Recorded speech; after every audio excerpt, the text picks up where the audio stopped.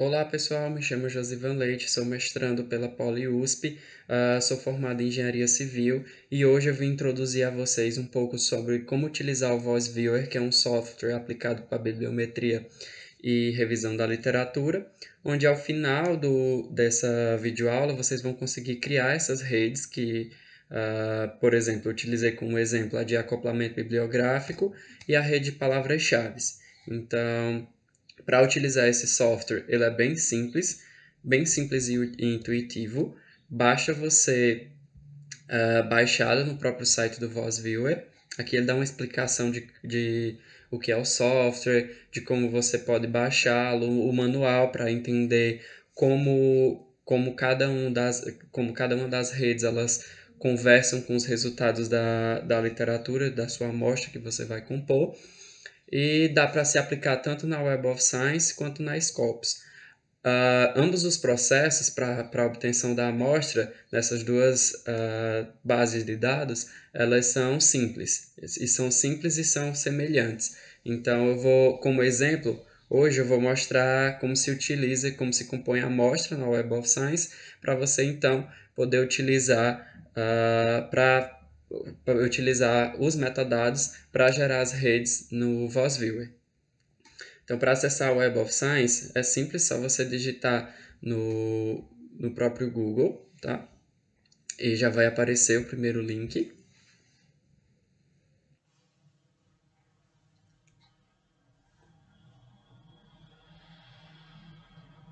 Para ter acesso à Web of Science, vocês podem tanto pela VPN da sua universidade, no caso eu estou usando a VPN da USP, como também pelo portal Café Periódicos CAPS. E aí você consegue fazer o login por lá, caso você tenha acesso ao SIGA, que é no caso das universidades federais. Nas demais universidades públicas, você consegue pelo acesso via VPN.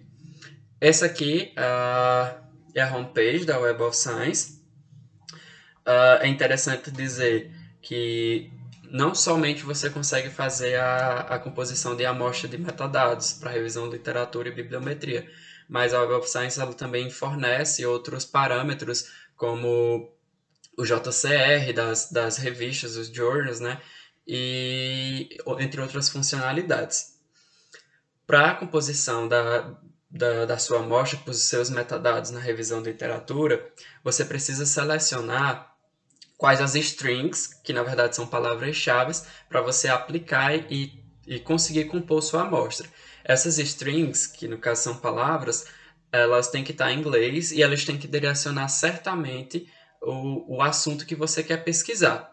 Como exemplo, eu vou utilizar Digital Transformation e Indústria 4.0 para título de exemplificação.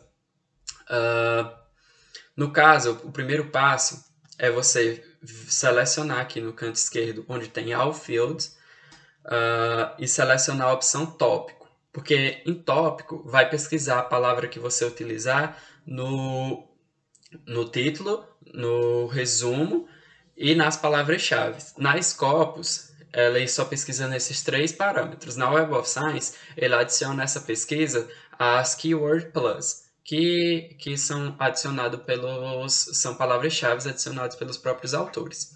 Enfim, dá um maior volume à sua amostra. Então você seleciona Topic e aqui a própria base ela já te dá um exemplo de como utilizar. Por exemplo, caso você queira pesquisar uma palavra e ela pode aparecer nos artigos em singular ou plural, você utiliza um asterisco.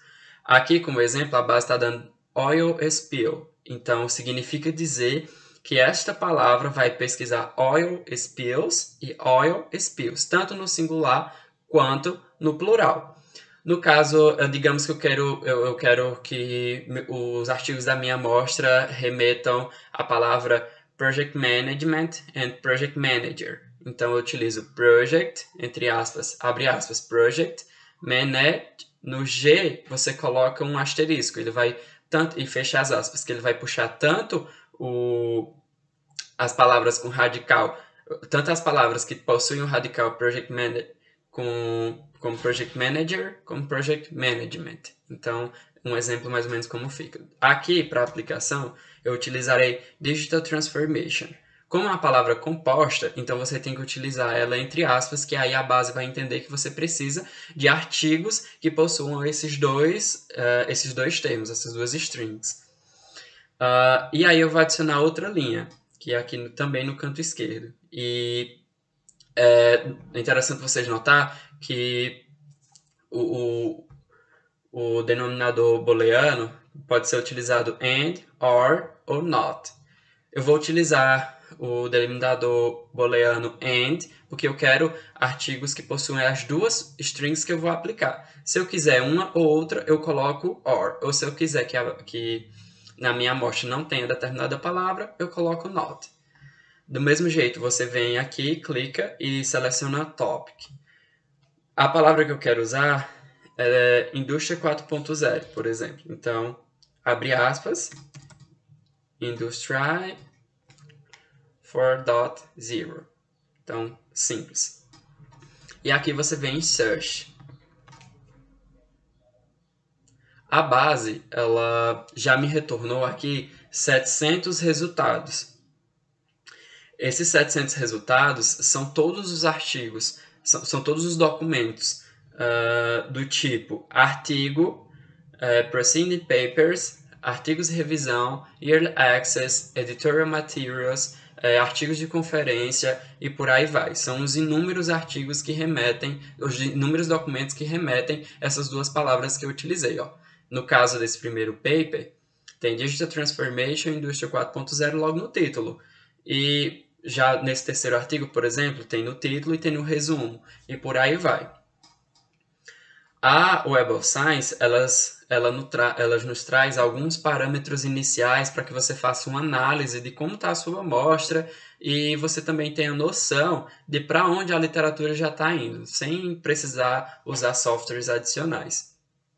No caso, por exemplo, 760 resultados é muita coisa para se analisar na revisão de literatura.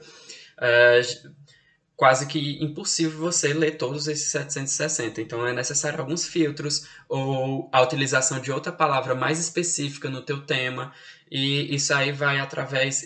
Você delimita o uso dessas strings para reduzir sua amostra a partir de estudos da própria literatura já existente. Um parâmetro ideal para refinar ainda mais essa amostra e ter o conhecimento de qual outra palavra-chave você poderia utilizar era utilizando esse filtro Highly Cited Papers ou Hot Papers. Esses dois filtros eles te retornam artigos que são interessantes para a sua amostra e que eles devem ser citados e compor sua amostra e também te direciona para onde tua pesquisa deve seguir, o que a literatura está mais discutindo atualmente. O Highly Cited Papers, eles são aqueles artigos que se destacam no top 1% com base no número de citações recebidas quando comparados a outros artigos publicados na mesma área e no mesmo ano. Já os Hotter Papers são artigos publicados nos últimos 2 anos que recebem citações rapidamente após a publicação. Eles estão no top 0,1% quando comparados a artigos da mesma área e do mesmo ano. Então, são artigos interessantes para você dar uma lida, para ver o que a literatura está discutindo de mais recente. Continuando aqui no canto esquerdo da tela, nós temos aqui as publicações by years. Então, você consegue ver e consegue filtrar também quais publicações você quer analisar. Por exemplo, eu quero fazer uma revisão de literatura apenas de pesquisas dos últimos 10 anos. Então, você consegue. Como esse tema Indústria 4.0 e transformação digital é um assunto novo, então tem pesquisas apenas 2015. Mas, a depender aí da novidade do seu tema, ou não, pode vir artigos de mais de 10 anos, mais de 20 anos, enfim. Continuando aqui no menu, para a revisão de literatura, sempre é interessante você refinar por tipo de documento. No caso, artigos de revisão e Early Access. Por quê? Porque esses três tipos eles são artigos que passaram por um rigoroso processo de revisão e que são publicados em revistas, o que difere de artigos de eventos, artigos de conferência, que não possuem essa rigorosidade. Então, quando você faz esse refino por tipo de documento, você assegura a qualidade da sua amostra. Então, você seleciona Article, Review Article, Early Access e Refine. No caso da Scopus, você também faz esse refino, só que na Scopus não tem a opção Early Access. Então, de mais de 700 artigos, caiu para 480.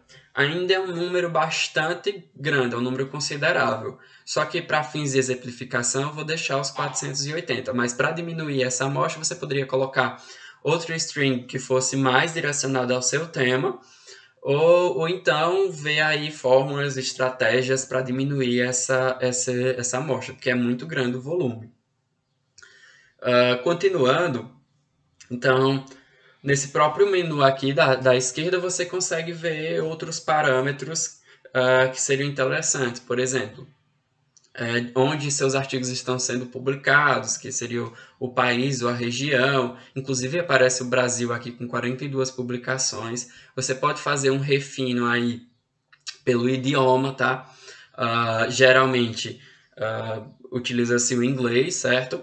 Só o inglês aqui a amostra já cairia para 454 documentos. Enfim, são uma série, são estratégias de filtragem da sua amostra que você pode utilizar para diminuir esse grande volume. Mas, claro, você sempre tem que deixar claro no seu artigo esse processo.